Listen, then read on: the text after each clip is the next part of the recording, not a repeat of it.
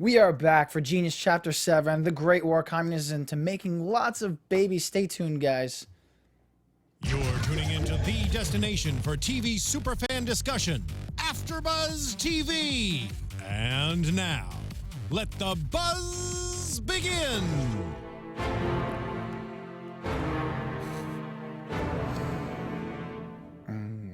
This episode was a tough one for me, especially with this music, hearing it.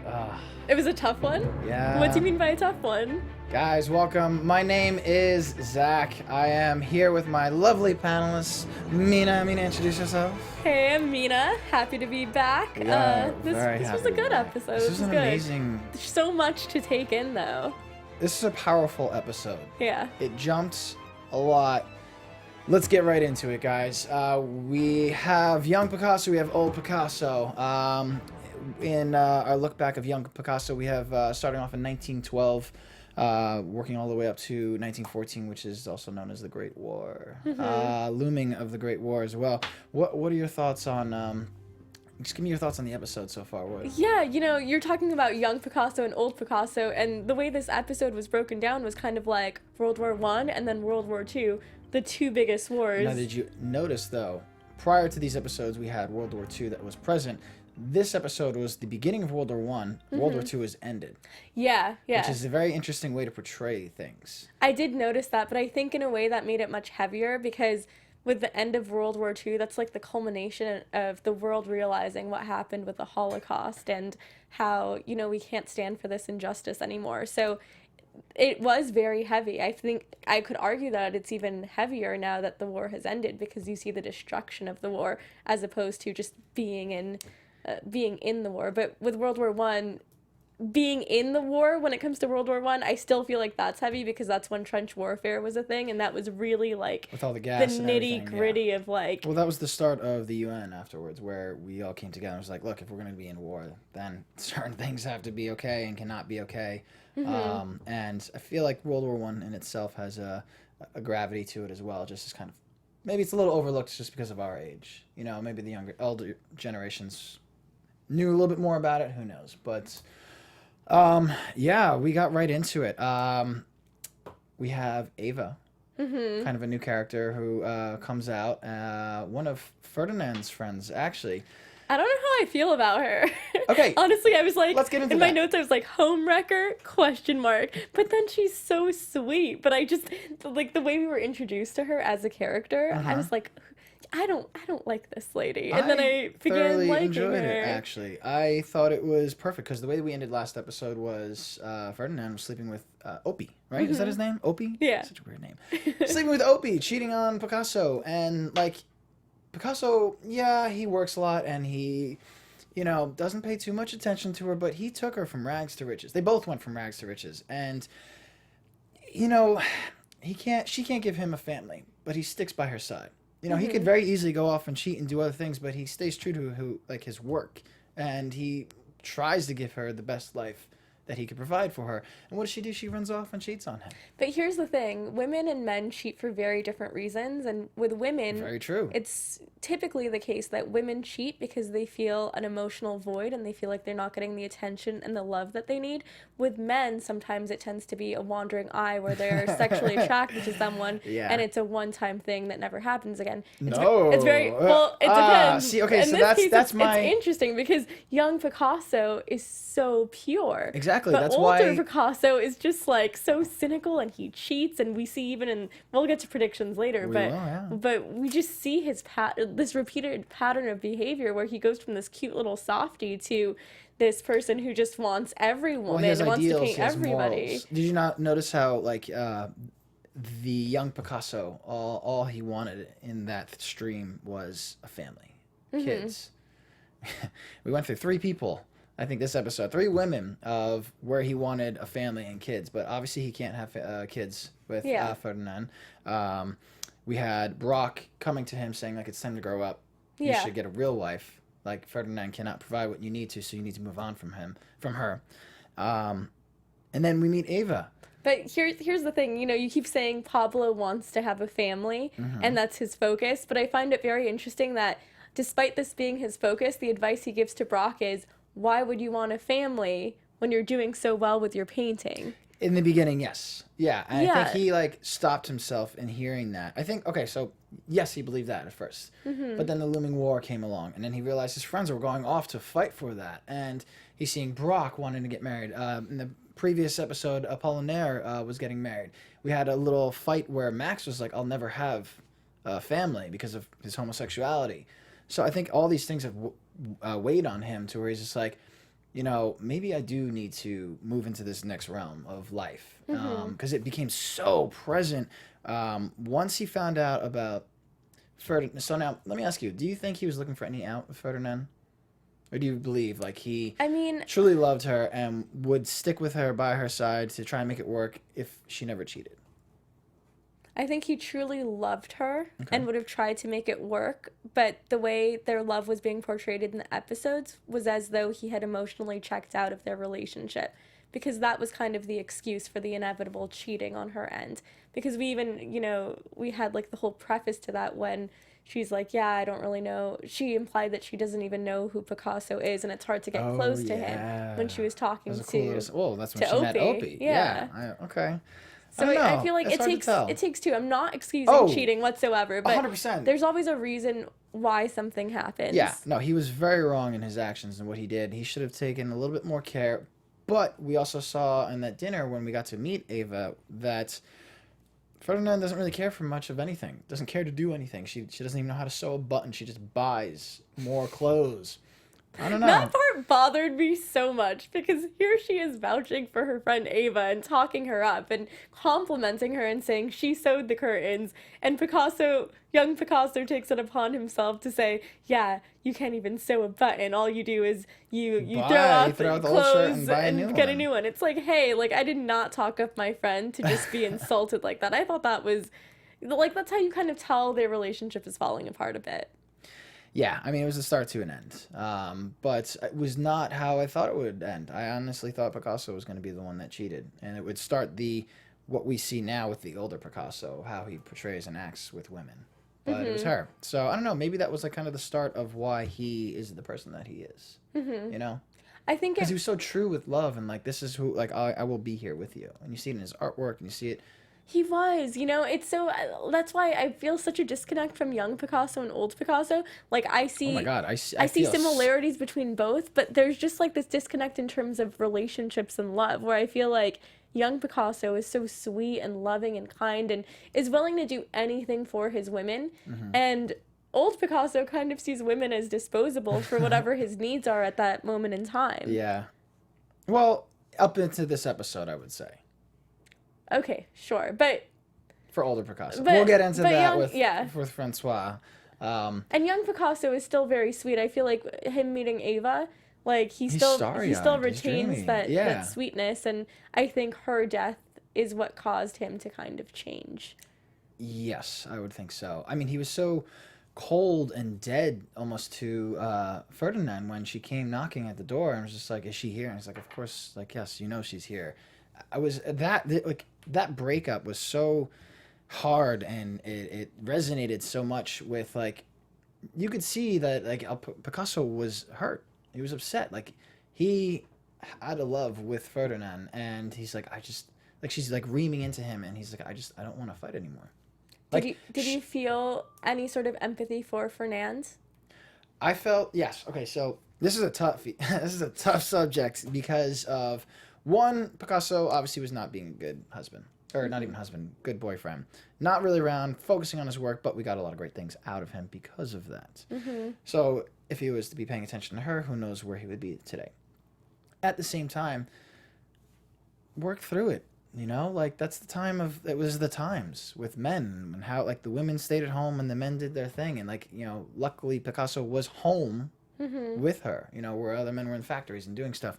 So I don't know. I feel like her excuse of cheating could have been resolved. Like, maybe she didn't really have to go and cheat. Like, she could have said, like she said, like, I was lonely. Like, you didn't notice me, so say something. Say, like, hey, I'm lonely. Like, she said it so many times? When did Zach? she What say are you it? talking about? How many times did she have to say, They said it your in paintings fights. are more important than Okay, me? yeah, but they said it in and fights, You're and- doing this and you're doing that. How many times does she need to point that out? Her addiction to opium and how she goes back to it because she doesn't feel like young Picasso is really in her life, giving her attention. They just couldn't line up here's, together. Here's the hypocrisy of it all. Okay. When young Picasso says, you can't sew a button, you throw out your old shirt for a new one just my because God, it doesn't work. It's so telling of how he treats the situation with Fernand when she cheats on him. And I feel like that was symbolic that's why right that, there. it was totally symbolic. That's a good pickup. I did not see that. See, this is also why I have sympathy, so much sympathy for her. Yes, she cheated. So at first I would be like, you did this to yourself. But at the same time, like... But why did she cheat? Yes, I agree. I get it. I know. I just feel like there wasn't enough communication. It takes two to tango kind of thing, you know? So, look, Picasso's a lot at fault. What was interesting was to see him not want to fight with her anymore. How resolved he was to being like, this is it. It's over. I'm sorry. And I think she finally realized at that point, she's like, we're done. And she's like, so this is revenge? And he says, maybe it is. Yeah. And it did feel like that in a way, like... Oh my God, it was totally revenge. There was that scene where... when he grabs Ava and starts making out with her. Yeah, I mean, there's a split moment where he's like, why should I care? And he starts putting two and two together, like, wait, Ava's supposed to be at the dinner with her? Like... But it almost felt like an excuse to cheat. Like, was. Oh, she did it, now I have my out. That's what it was. That's did why she said it feel- was a revenge. Yeah. Yeah. Yeah. Like he was just waiting for the opportunity or the excuse to unleash that. He was. In a way. But I don't think he That would was have kind of one of my had she not notes. cheated. No, I don't think he would have either. I think He would have stayed in it. This is and what settled. like tainted him. This whole scenario. I think it's what made him become who he is with the throwing out the blouse because they can't sew a button. That's a perfect analogy. But yeah. Metaphor? I don't know. Yeah. One of the two. Sure. One of two. I love can't it. remember It was what I great. learned in literature I class. know, right? So then we have the introduction of Ava, and everything is great. It's cool, except Max has a problem. We're at one of those little parties. We have an amazing moment. Picasso sells his Harlequins painting for one of the most... He becomes one of the most painters that has a painting sold for the most in the world. The world's highest grossing Was that what it was? painting, I think. Right? No, it was sold because they were bidding off of it. So it was 12,650 francs. And I guess Yeah. at that time was like the most expensive a painting painting ever has sold. for. Yeah. Yeah. Oh, grossing. I see what you're saying. Yeah. Yeah. Sorry. Yeah. What? Yeah. So they're all celebrating. They're partying, and of course Ferdinand is not there, and Ava is, and we have this outrage of Max. Being pretty drunk and saying things that he needs to get off his chest to her in a sly way, and Picasso's picking up on this. How did this scene make you feel? It was interesting, right? It was a lot of different parties of camps of people. It was very telling of what the future will become, because we had Apollinaire, Picasso, we had Max, and then we had his friend who was German, who I did not pick up his name on, who was reading... I think he was reading the newspaper after Max was. Mm-hmm. And it was all the camps of what the World War was. Mm-hmm. Did you get that or no? Yeah, I don't know. I don't know his name, though. Okay, that's fine. What did you think of the scene? I kept wondering, like, what was the intention behind Max outing her for being, like, this moocher. Gold digger. Yeah. I kept thinking, like, is this because he's drunk? Is there truth to it? Is he jealous because he's in love with Picasso? I think it touches on all those factors. What was it? And, I don't know. When he was saying it, I was like, does he know something we don't know about Ava? Is she a gold digger? Well, in every sense, she kind of is a gold digger. Not real. I mean... Yes and no. She's a home wrecker. She's not a gold digger. Yes. I don't think she's a gold digger. So they fell in love. I believe that for sure. Yeah. I don't believe, she went in that with intentions of, Yeah, this isn't I'm gonna try and get some sugarbabies.com. money. Yeah, exactly. So, this is not sponsored, by the way. But Max is calling her out for kind of what it is. She's not married. Like, they're not married. She's living in the home that Ferdinand created, I guess. And Picasso has just moved on, just right to her, and just like, no, this is the woman I'm gonna have babies with, and this is the woman that like I will take care of and do all these things with. And it's jarring because Max he's very good friends with Ferdinand. I think Ferdinand saw Max for who he was, and that was like his bestie, his little girl. Yeah. But what a quick turnaround on Picasso's part. Like, how do you go from building a life with someone for so long with Fernand, and then quickly, saying, oh, no, I really, truly am in love. I'm building a life with this person that I met literally, like, how long ago? I think it's either one of two things. He was really checked out from Ferdinand, or he was really hurt. Because later in the episode, we saw what happened after Eva departed, and how quickly he moved on to something different. But that wasn't a genuine departure. That was definitely not a genuine departure. That's why I question... What do you mean genuine departure? Like, the transition from Fernand to Eva was more natural than the transition from Ava to... Gabby. Yeah, and that was her name. And well, let's get into it. I mean, we don't get to have Ava for that long. It's the looming of World War I. We get to start seeing people enlist. Apollinaire enlists. Barak enlists. And Picasso decides to stay home because he does not care for war. He does not like war, so he's excluded from it. He lives in Paris, but he is... I think he says artists create, we do not destroy. Yes. Apollinaire said that, actually. Oh, okay. Defending him afterwards. But, Brock kind of gave it to him a little bit. But in the midst of all this, we had them off at war while Picasso was playing house, kind of, with Ava and with Stein. What's her name? Gertrude Stein, who seemed to be living with a woman. I don't really know her history too much, but it looked like they were at a dinner, and it was like... I thought it was just like a friend date.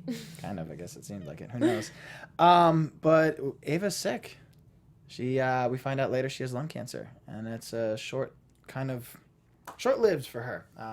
It seemed like she was going to be very influential for him, but we didn't get to really see too much painting of Picasso, like him in the midst of something. We did get to see him give paintings to Ava. We also got to see, I think, the creation of collaging. Yeah. That was kind of cool. I didn't realize that was a thing. I had no idea. I thought that collaging was like a thing that happened when you go to Michael's and you do stuff in art class. I thought it was like a very basic thing of storyboarding and ideating, putting ideas together. But we'd have to look this up, but maybe Brock and Picasso kind of invented collaging as well. Which would be kind of cool. Yeah, I have no idea. I gotta look into that. We will look into it. No worries. But we soon find out that Ava is sick, and Picasso, man, he's just like... How would you feel about that scene when he was by her bed? And she's like, you should go home. And he's like, no, I'm going to take the train every day. I'm going to see you. They're going to get better. You're going to get better. And she's like, I forgot what she said, but it seemed like he was trying to lie to himself and believe that she will get better. But then I was just so heart-wrenching because he knew she wasn't going to get better. Like, there's no chemo. The first time I watched that scene like a month ago, I teared up. Like, that was actually one of the most powerful scenes I've seen. Really? Second time, not so much. I'm going to have to tell you there's another scene that's much more powerful that I started tearing up for. Which one? We'll get to it. Okay, now I want to know. We'll get to it. But Ava dies. She dies of lung cancer. And right before she dies, we see Picasso running off with some floozy. Gabby. Yeah. The singer, the French singer. Who has a fiance. Which I guess at the time you didn't know, if he was coming back or whatnot. Who knows? It didn't really touch too much on it. But, I mean, they moved very fast this episode. In terms of women, we connected so much with Ferdinand. And I'm almost certain I saw Ferdinand in the back, blurry, behind Max at Ava's funeral. No. Yeah. Really? I'm almost certain. I couldn't tell for sure. But as an extra? No, I'm just kidding. No, but they were implying that because they were friends. Yeah. I mean, they're all in the same friends group, so why wouldn't she be there? I thought it was her. I could be wrong. Who knows? But at the dad's funeral. No. Picasso's dad's funeral. No, at Ava's funeral. When Ava died in a church. Oh, the open casket. That's the one you're talking about? The open casket one? Yeah. Was it open casket? It was open casket. Yes. It was open casket. Yeah. So there was Which I'm always surprised by that choice. I guess that's a Catholic thing. I'm always shocked that you would want to do open casket at a funeral. We don't do that in the Jewish community. It's a closed... It's just... Oh, God. That's just... Oh, my God. No. I just... Ugh. It's very weird. I don't. It's more heart wrenching because how do you look at someone when they're dead? Oh, like, man. I've never seen a dead body, so that's yeah. Well, they have makeup artists like touch up the bodies. And yeah, stuff. yeah. I mean, interesting job. yeah. I don't think they at the time. Maybe I don't know. Who knows? But, yeah. oh yeah, it's a tough subject. But we quickly move so fast between these women, where it's just like we connected so much with Ferdinand, where you feel so much with her, but now like it's a sad scene. But I'm just kind of like, it's the start of. It was a good choice, I guess, not to show so much of it, because now we get to see the transition of Picasso and what we're so familiar with older Picasso and how he treats women and jump quick to next, next. And it's like, and the first glimpse of that was when he was with Gabby. Yeah, and he slept with her, and she's like smoking, and you know, immediately after they do the dirty, she's like, yeah, so my fiance is at the war. What's your excuse? And she's like, don't you, like, this was before Ava even died. She's like, your girlfriend or whatever is sick. Like, weird times. I don't know how people can just do stuff like that, jump into bed. I think it's just trying to bury yourself in something that will allow you to escape the pain. Yeah, I mean, I guess they were definitely dealing with a lot of pain in both of that. I mean, World War One. Yeah. You know, there was that scene where bombs were like being dropped, were like so close to them. And they had to take cover. Yeah, underneath the table. It's got to be very scary times. Very scary times. Definitely. Where does that lead us to next? We have him trying to propose to Gabby. That made me so angry. I was like, what are you doing? It felt like he totally delegitimized his relationship with Ava by doing that. It almost felt like he delegitimized his relationship with Fernand's. Yeah. But it was just like, how did we just go through 3 different relationships? That's my point. in so young that's Picasso's my point. life. It was like boom, we have boom, 2 more boom. episodes left. This they explains have to, why Picasso is such like a flirt who just does whatever. I kind of think that's what it is. I mean, we only have so much time to work with, you know. So I don't know. It was hard. It was sad to see because he's like lost. He's still a little child, you know. And even as an adult, he is. Like, oh my God, as an adult, he's so much more of a child. He was more of an adult when he was young Picasso, and he reverts to childhood as old Picasso. Yeah. It's crazy. Even more so. I mean, there were some great scenes when we got... Let's jump into him. We have a lot of great shots between like World War I and the end of World War II, communism, and there's tons of great scenes where they're in bed and like that, like he's in bed with a woman, and then he wakes up as an old man in bed, and he doesn't want to get out of bed because he's sore or something. Reactions on seeing Francois. Oh, when we first see her and she's pregnant and she has the child Claude, and she has to this pregnant woman has to walk all the way up, get up, walk all the way to Picasso because he's bedridden. Yeah. And he just acts like a child, like, I'm going to die. Well, she has 3 children. Well, 2 children at the time, and then when the third one was born by the end of Picasso was her child. And I don't like this notion that women have to be either a man's therapist she said or something about a caretaker, a mother, and maid. She mentions that. Like, I do all these things. You were the one who wanted kids. And now not only am I taking care of the kids that you wanted, but I'm also taking care of you. I'm taking care of the house. And I'm not even having time to paint. Like, I don't live my life for you. That was never part of the arrangement or the agreement. And it's so true, because oftentimes I feel like when men are sad, they expect a therapist, and women don't get the same in return. They really don't. Oh, we don't know how to listen so well, and, you know, we're bad with emotions and, like, you know, projecting them. So talking about some men do. Some men definitely do. Picasso is definitely not that kind of guy. He's not. Although I will say there was sides of Picasso, older Picasso, that I saw of him. I was just like, oh, wow, this is interesting. Like, he spoke the truth. Later on in the episode. Let's not jump too much. Let's see. So we have Francois. She is pregnant. It threw me off. First off, I thought we were just gonna jump right into, like, you know, baby 1. Mm-hmm. But that's actually baby 2. Mm-hmm. I did not realize how many kids they had. Paloma, beautiful name. Very, very pretty name. We have Picasso, who's being entertained by a Communist Party member who wants him to come out to Warsaw and help join the. He already is a communism, but he wants him to come out and like really use his art and who he is as an influence to help. Mainstream communism more and fight against the ending of World War II with Nazis. And, Nazis were defeated, but back in Spain, Franco, I think, was still in charge, and fascism was still very strong there. So they still had a war to fight, even though the actual World War II was done. Mm-hmm. And Paul kept egging Picasso on. He's like, oh, like, are you really a true revolutionary? You said art is a weapon. What are you going to do about it? And even, like, later on when he finally agrees to go to this meeting, like, people questioning, like, oh, you paint paintings that are for the bougie elite. And he's like, I'm a communist, therefore my paintings are communist. I love that line. I thought that was very telling. And because he never wanted to be a political person. Throughout, there's a lot of jump cuts throughout the episode where we saw like him professing like I don't want to be in war. I am not political. Mm-hmm. Like let my art speak for what it is, and I will paint for what I see, and then people can portray it for what they think it is. Mm-hmm. In a way, he's kind of very selfish. Do you think that you have a moral obligation when you are in a position of influence to make a stand against any sort of worldly or political injustice? Yeah, I think so. I mean, he's really being a child. He's really backing out, using a lot of different technical, like, I'm not really from France, so I don't really have to go to war.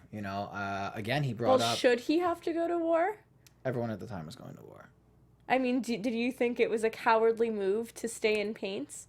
I mean, he can make a difference in a different way. He can make a difference in a different way. And I respected his opinion that he doesn't want to put... That was the only reason why a bayonet into a man's stomach. Because that I like that I agree line. with. Yeah. But I don't know how much of that was authentic versus him not wanting to risk his life. I think it was just really not him wanting to risk his life. Which is fair. Because Max wanted to go to war. He was denied.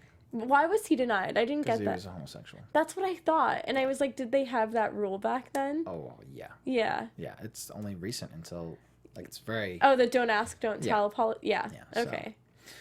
What else? We find out Pablo Picasso is afraid of planes, flying. Yeah. But it was amazing moment in it when he's looking outside and he sees the Earth, I guess, for the first time, and he sees that it's squares and cubes, and he's like, I got it right.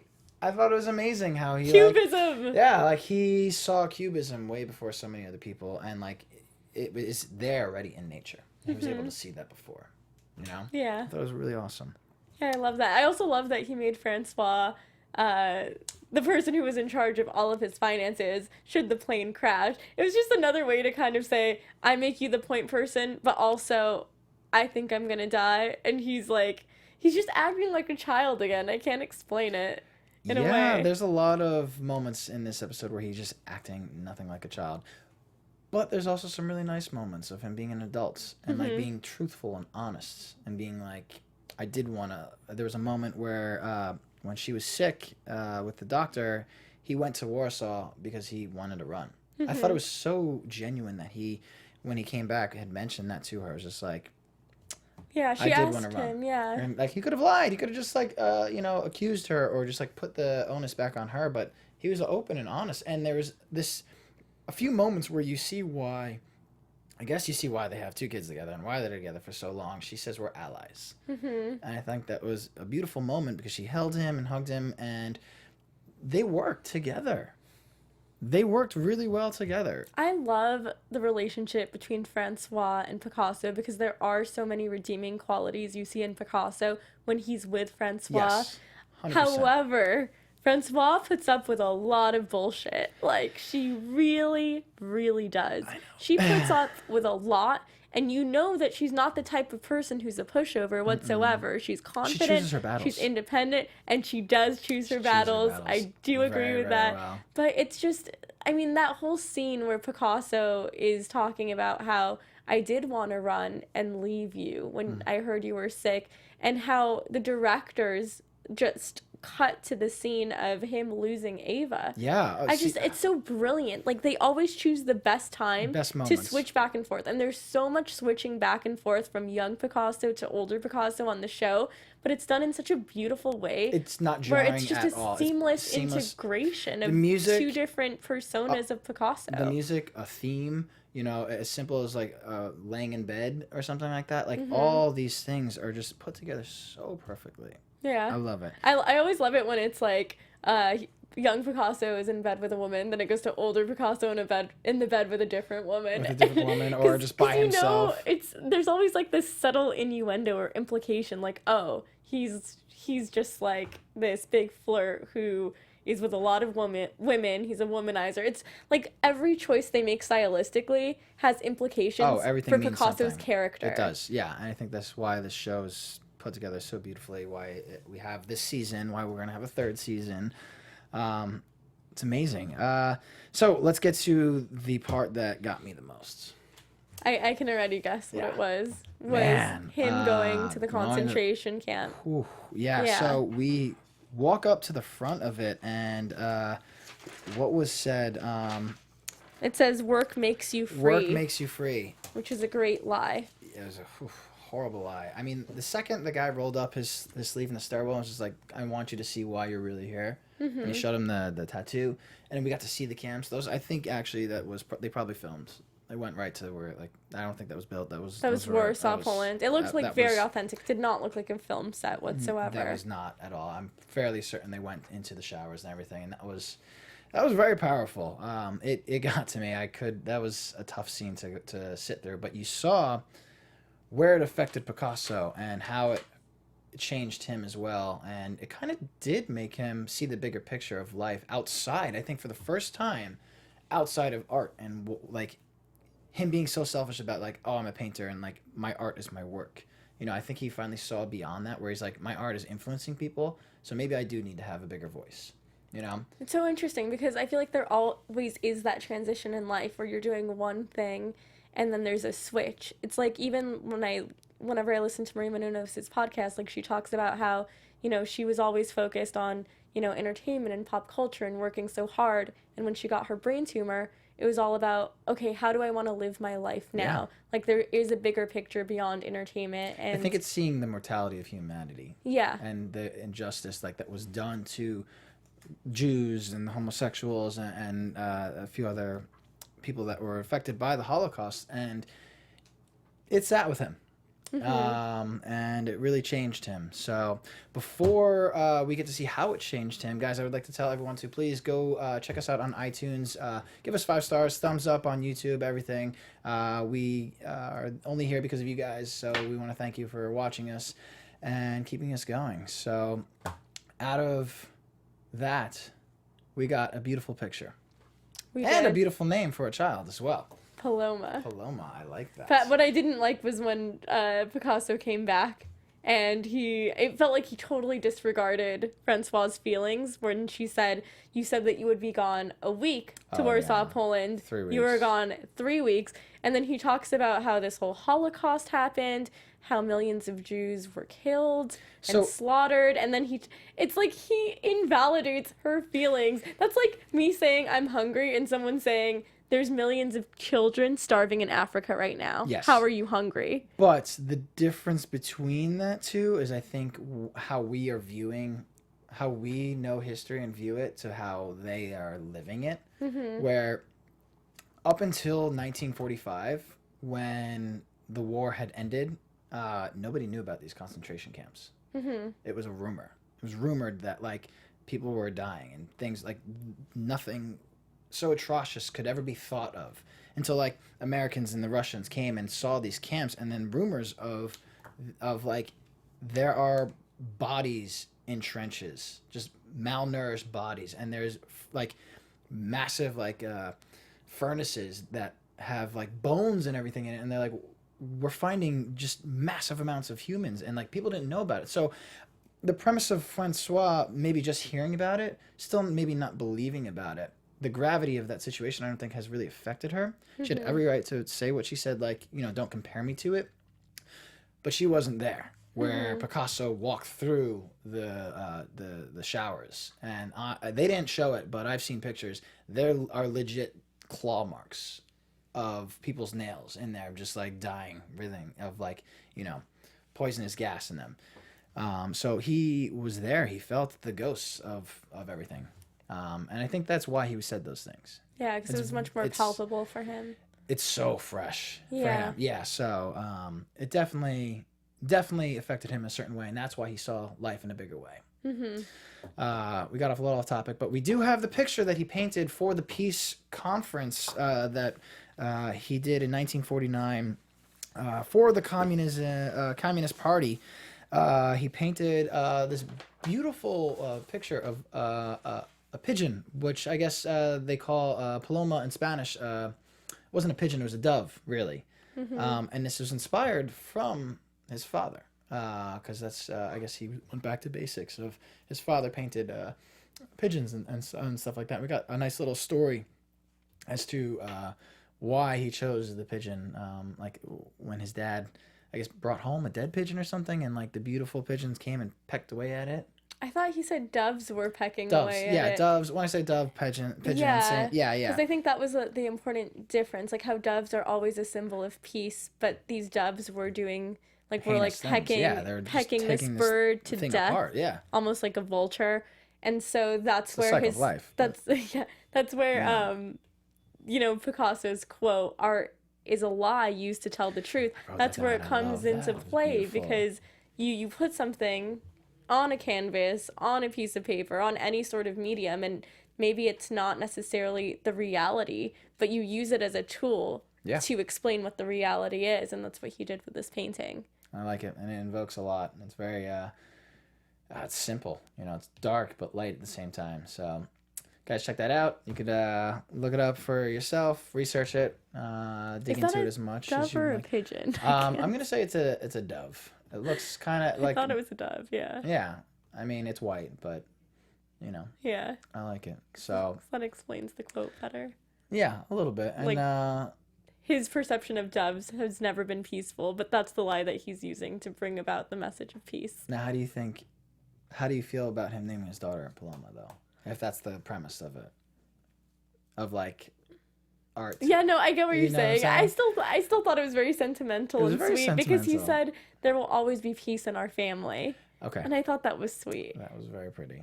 Yeah, It was very nice. It was heartwarming. It was. To miss the childbirth, but then come once the baby is born. You know, No, all right, at the no, time, I'm kidding. I feel like that. there were bigger fish that- to fry. Well, I feel like, that didn't really happen too much. So that was pretty much the end of the episode, I think, right? Yeah. Not much Yeah. else happened. The only thing that we missed talking about was the fact that what's his name got baptized. What's Oh his my name God, again? Max got baptized, and Yes, Pablo which- is the godfather. Very funny moment. Yeah. All right, let's get into quick predictions and wrap this up. And now, your AfterBuzz TV predictions. So I mean, it's kind of cheating a little bit, but we did hear from Alex last week that tonight's episode was his last episode, I think, right? So we're gonna have just old Picasso for the last two episodes, and I'm a little sad by that, because I seriously, love Alex Rich ah, is amazing. Yeah, like he is. I can't think of a better young Picasso. I can't so. either. Yeah, he was great having him here and everything. So we're gonna get to see. It's the last two episodes, guys. I mean, there's not much left that's gonna be happening. We're gonna get to see the end of him and Francois. Maybe another new style that he kind of gets into towards the end of his life.